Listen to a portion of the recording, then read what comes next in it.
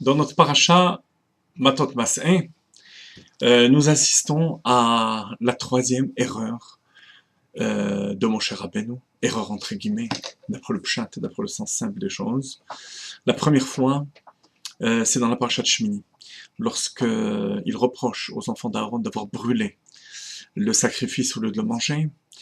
Il y a une discussion entre Aaron et Moshe, c'est finalement Aaron et ses enfants qui ont raison. La deuxième fois, c'est dans Parashat Roukat, lorsque Moshe Rabbeinu frappe le rocher au lieu de lui parler.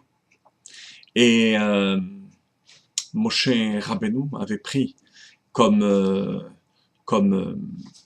repère la première fois dans Parashat Beshalach, lorsqu'il avait dû frapper le rocher, mais c'était là aussi une erreur, parce que dans la paracha de Roukat, il fallait seulement parler au rocher et ne pas le frapper.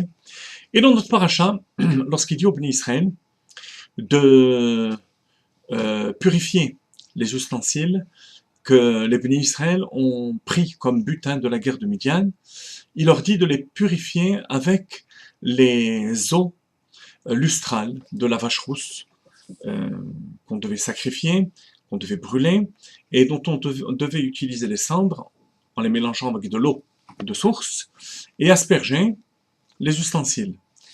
Et Moshe Rabbeinu se suffit de cette opération pour permettre les ustensiles. El-Hazar relève avec finesse l'erreur de Moshe en disant au peuple Zot Chukat Torah asher tziva Hashem et Moshe. Voici la Chouka en faisant allusion aux lois de la vache rousse. Et il y rajoute les lois de cachérisation, de Haga'ala et Liboun. Il ne suffit pas effectivement de purifier les ustensiles de leur impureté, mais il faut encore les cachériser, extirper la matière non cachère qui est dans les ustensiles. Ce sont les dynimes de cachérisation.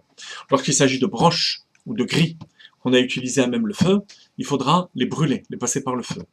Lorsque il s'agit de casseroles où on y a cuit dans de l'eau bouillante ou dans des liquides sur le feu, au moyen d'une casserole, il faudra ébouillanter la casserole, ou plutôt il faudra faire déborder de l'eau bouillante ou immerger la casserole dans de l'eau bouillante. Les lois de cachérisation qui sont nombreuses.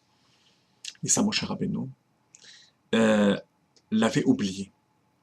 Rashi nous dit qu'en fait, il ne s'agit pas seulement d'un oubli, mais d'une erreur.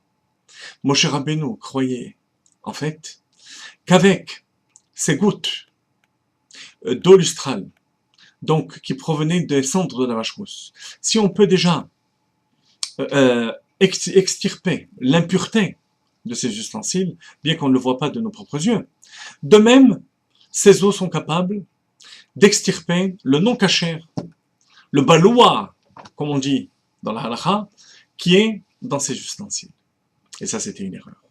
El-Hazar, fils d'Aaron à Cohen, va relever cette erreur, mais bien sûr, avec tout le kavod qu'il tient à son oncle, Moshe Rabbeinu. Comment se fait-il que Moshe Rabbeinu ait commis ces erreurs? Rashi nous dit, à cause du kaas, à cause de la colère. Les 3 fois Moshe Rabbeinu s'est mis en colère. Envers les enfants d'Aaron, envers les bénis Israël lorsqu'il a frappé sur le rocher, et envers les chefs de tribu qui sont revenus de la guerre de Midian sans avoir suivi scrupuleusement les directives de Moshe Rabbeinu. Et lorsqu'une personne se met en colère, elle perd ses moyens. C'est ainsi que le Harizal explique la chose. Lorsque quelqu'un se met en colère, c'est ce qui fait la gravité de cette faute, du kaas.